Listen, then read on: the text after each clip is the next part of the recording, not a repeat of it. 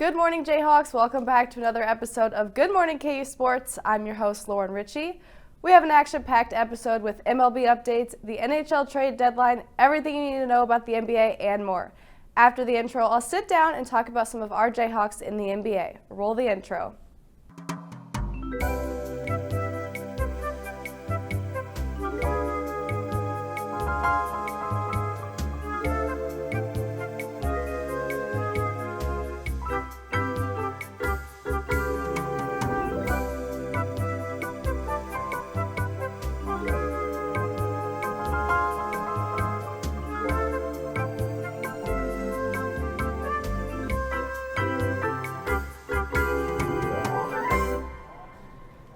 Welcome back, everyone. We saw some former Jayhawks in the house last Saturday after KU went on to beat Baylor.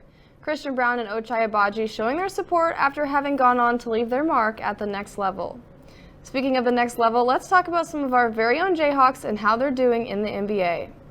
Starting with our most recent graduates and coming off a national championship, we have Christian Brown and Ochai Agbaji, and from the 2018 Final Four team, we have Devontae Graham and Svi Mikhailuk. Christian Brown is having himself one heck of a year as a first-year player in the NBA at only 21 years old. Brown was selected in the first round at pick number 21 by the Denver Nuggets. Brown has seen the court 50 times so far this season, averaging 15 minutes a game and 4 points to go with that. Brown played at KU up until his junior year before entering the NBA draft. With many awards for Brown last year, he is having arguably one of the best rookie seasons anyone has seen in a while. Ochai Agbaji was a first-round pick at number 14 by the Cleveland Cavaliers. However, Agbaji currently resides with the Utah Jazz. While he hasn't played any games with the Jazz yet, he was able to help the Cavaliers by averaging 15 minutes in the last 37 games played with 169 total points during his time in Cleveland. Agbaji had a unique time at Kansas. After having his red shirt pulled off his freshman year, he went on to be the most outstanding player of the NCAA tournament his senior year before entering the NBA draft. Devontae Graham, a second-round pick, was originally selected by the Atlanta Hawks, but has recently been traded to the San Antonio Spurs. In between those two teams, Graham found himself with the Charlotte Hornets and the New Orleans Pelicans. Graham has played a career of 297 games and is averaging 11 points.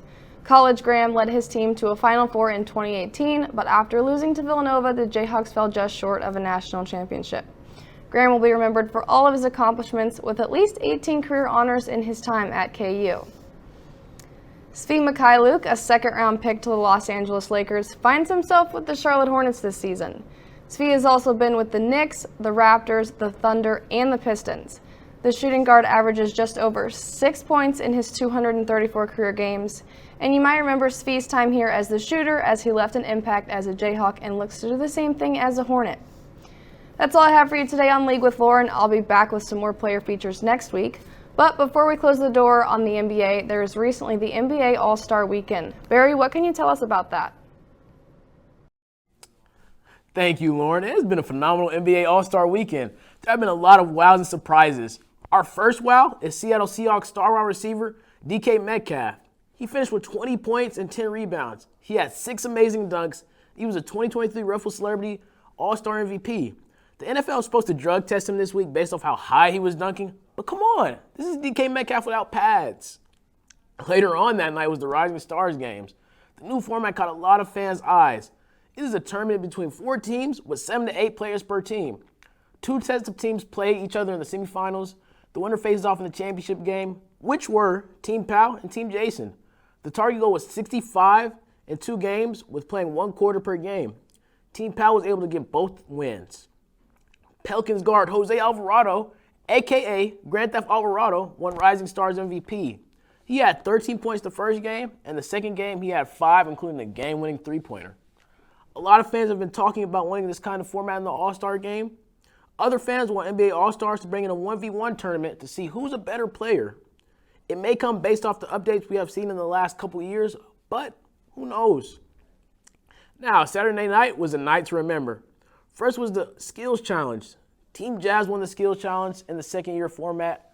Representing were Colin Sexton, Lauri Markkanen, and Jordan Clarkson. They were the first to get 300 points. Kind of coincidental that it's the second year in a row that a team has won for their city that represented the All-Star game. As I mentioned last week's episode, that Team Cavs wanted in Cleveland.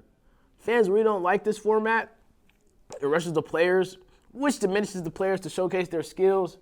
Fans already want to change in the skills challenge. Some want something different, and some just want it back to the regular format. You want to know what was entertaining for the fans? The NBA three-point contest. The timekeeper, the owner of clocks, time himself, Damian Lillard. He won his first three-point contest. This potentially will be his last. He finished with 26 in the last round to beat out Buddy Hield. He beat out the other 5 All-Stars who participated and took home that trophy. The dunk contest was also a night to remember. The main focus was on G Leaguer Mac McClung. He is the second G Leaguer in NBA history to participate in the dunk contest, and he won it. And it was one of the best dunk contest performances in NBA history. He nearly had all 50s, and his only non-50 performance was a 49.6. What capped it off for him to win was his last dunk attempt. He did a two-handed 540 slam. All the players courtside were cheering him on. McClung earned $100,000. It was a night for him to remember. Could this exposure get him back on an NBA team? Lastly was the 72nd All-Star game. Team Giannis handed Team LeBron his first career loss in the format. Jason Tatum being the NBA All-Star MVP. He finished with 55 points, which was the highest in NBA All-Star game history. He's the first player in NBA history to score 50 in a regular season game, an All-Star game, and a playoff game. He made a lot of deep threes and was a big reason Team Giannis won 184 to 175. Lakers star LeBron James injured his finger with an attempted block in the second quarter. Hopefully this wasn't too serious or doesn't affect him playing in the regular season, as his team is trying to make a current push towards getting in the playoffs. A lot of fans weren't too fond of seeing this year's All-Star game. They want to see more competitiveness like in 2001. But you have to think, though, it's about entertainment. If their favorite players got hurt because they wanted them to take it serious, how would they feel? Just a lot to think about. Stay tuned for an NHL trade deadline update from Lindsay after the break.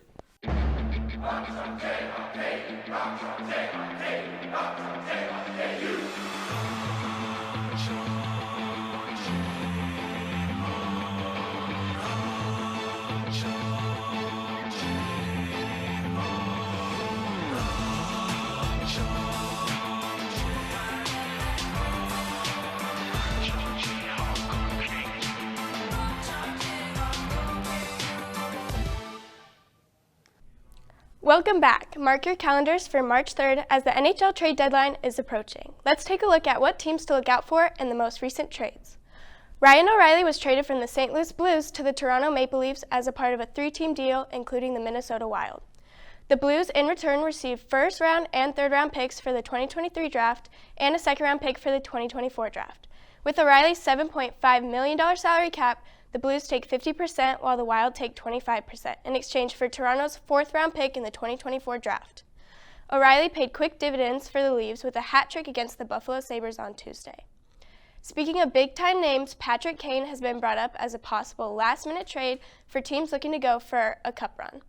If Kane is willing to leave the Blackhawks, there are a potential 7 franchises that would consider adding him to their roster.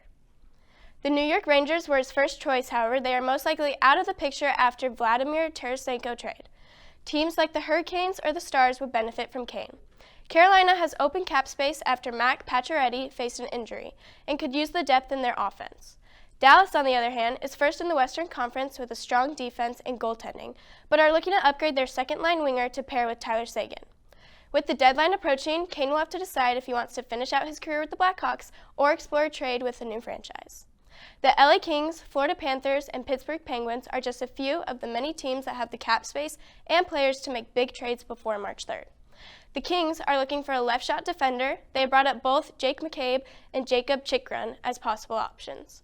The Panthers are holding on to a wildcard spot with their flawed roster. They are looking to add forward depth as Anthony Duclair is still out with an injury. With the Penguins starting goaltender out with both upper and lower body injuries, they may look to make a trade for another goaltender. A surprise franchise that may take advantage before the deadline is the Seattle Kraken. The Kraken are currently sitting at third in the Pacific Division, but this is only their second year as a franchise. They are still considering adding more depth to their roster. That is all the hockey I have for you this week. I'm going to pass over to Jack Jackson with a day in the life. What's up, guys? Day in the life of a KU football player. First, I wake up, brush my teeth about 5 a.m. This is me walking to the stadium from my apartment. First thing I do is I grab my loop, which has all our clothes in it that we're going to be wearing for that day. This is my locker. I share it with Kai Coons, who's a running back. This is the fit that we're wearing today. Got to take our medicines first, so these are the first medicines we take, and then we go and we take these next medicines as well. They're just anti-inflammatory stuff. Then we weigh in on a scale. Today I weighed in kind of light, so I wasn't too happy about that. Next thing we do is we go get breakfast. Today we had breakfast burritos since it's Wednesday. They give us a better breakfast because we're going to be working out a lot more. So this is the breakfast burrito I was eating, sausage, egg, and cheese. This little tour of the locker room we have, that's a game room over there. This is the main room with the TV. This is the fit we're wearing. That's me after practice with all the sweat on. Then after practice we put our stuff in the laundry bins, our towels and the stuff we wore today. This is our equipment manager, Bryce, right here. He's the boy. After that, we go to meetings for culture.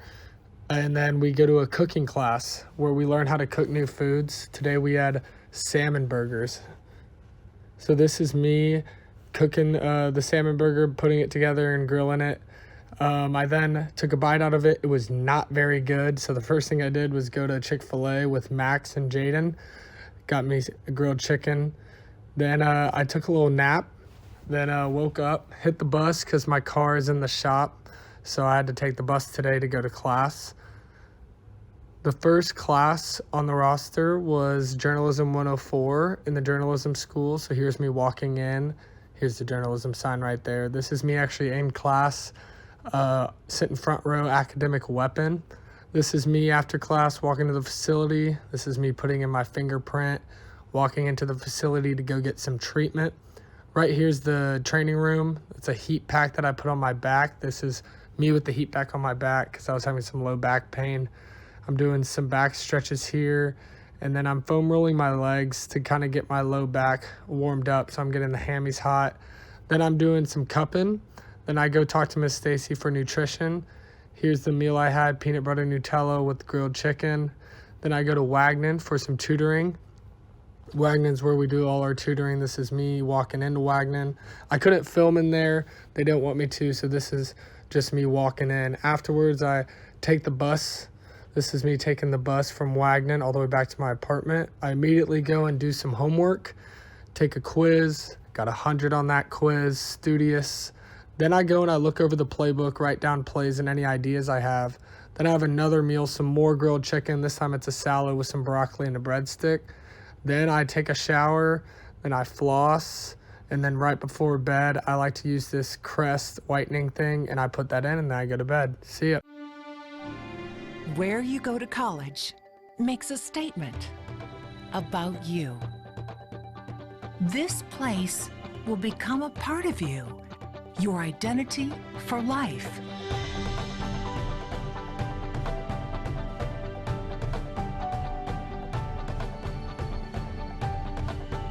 The University of Kansas, a great place to be you. With spring just around the corner, it's finally time to start talking about baseball. Players reported to various spring training locations across Arizona and Florida last week, and the first games begin this weekend.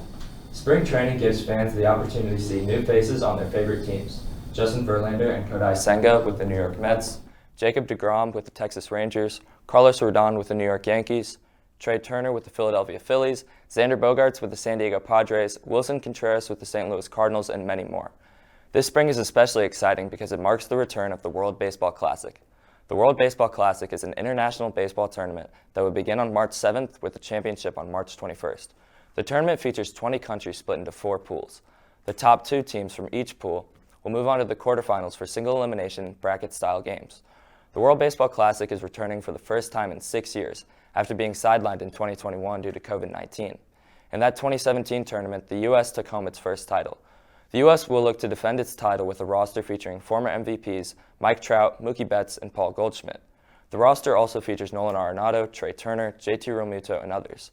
The big question for the U.S. is how the pitching will perform because a lot of the better American pitchers are forgoing the World Baseball Classic so they can get ready for the regular season.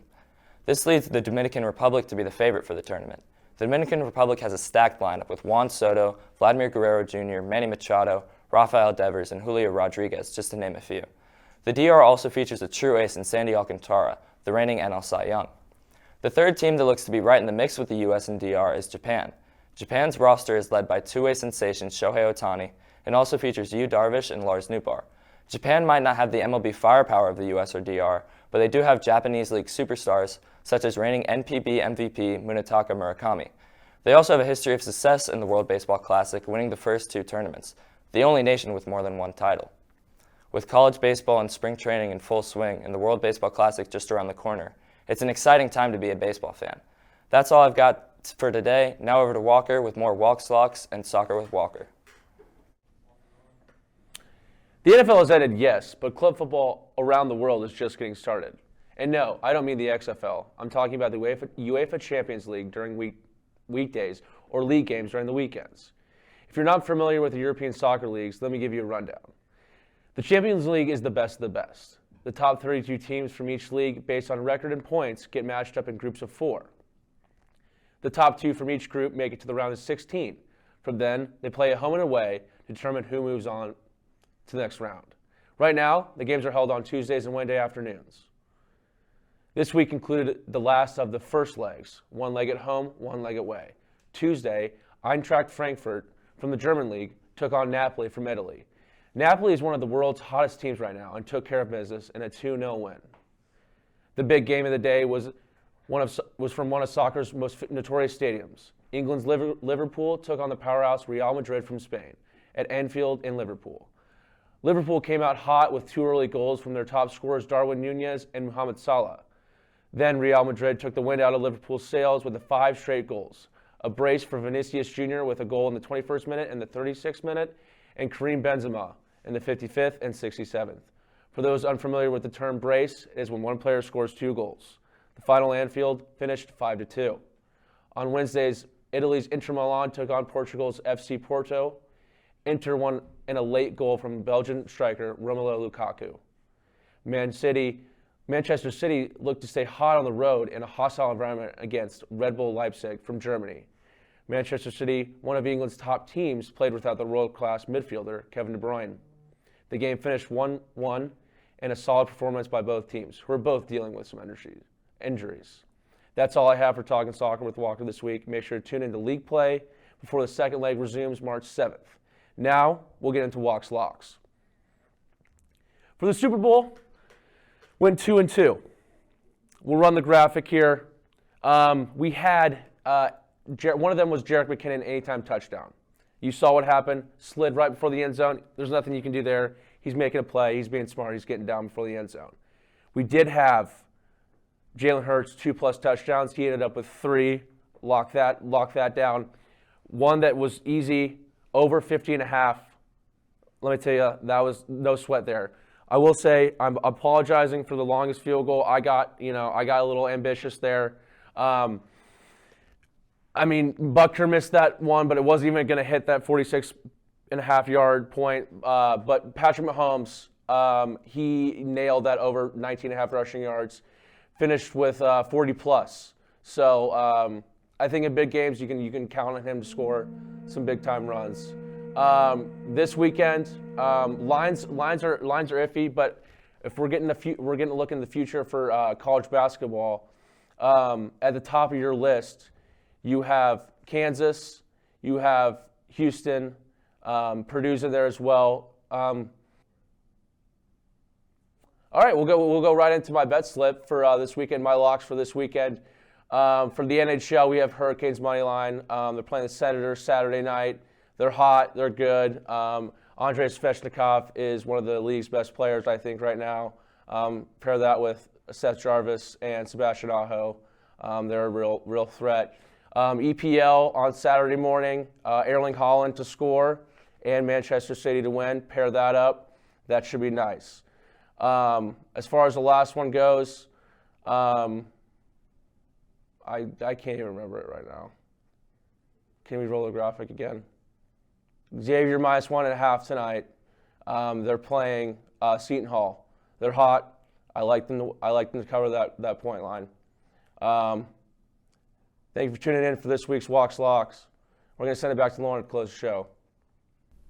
Thanks, Walker, and thanks to you all for tuning in this Friday. Stay tuned for Playmakers going live on Media Crossroads at noon, and we'll see you next week for Everything March Madness. Rock Chalk.